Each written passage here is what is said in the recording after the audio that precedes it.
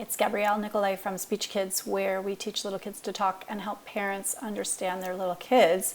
And congratulations, you pushed through the fear, you got your child evaluated, and you're starting speech therapy. That is amazing. And so there are a couple of little tips that I want to give you for maximizing your child's course of speech therapy. And I want to keep it to two things. The first one is schedule periodic times with your speech therapist to do a 30,000 feet review.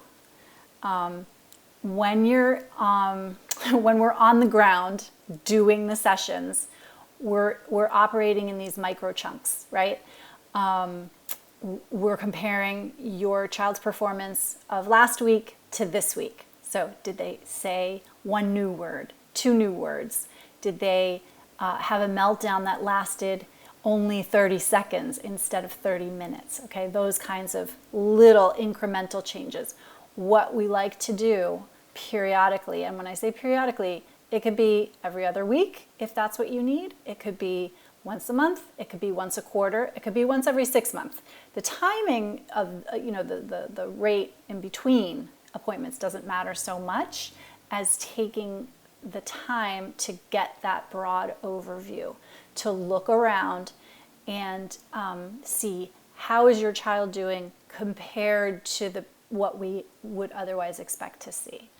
And that can be a little bit painful sometimes.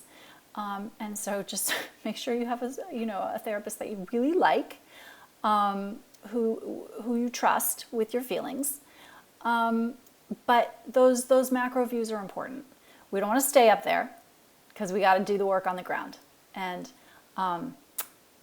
helping your child make those day-to-day improvements is where we spend most of our time. But every so often, we want to zoom out. The second thing that I want to tell you is actually it's kind of two-pronged. One is give yourself a break, but the other is be involved.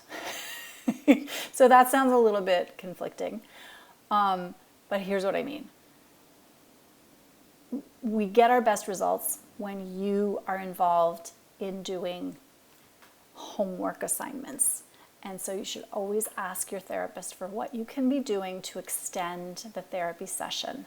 Now, for some of you right now, we're during COVID, and so everybody's at home, and many people are only receiving teletherapy, and so that means that you're probably sitting with your child during their session.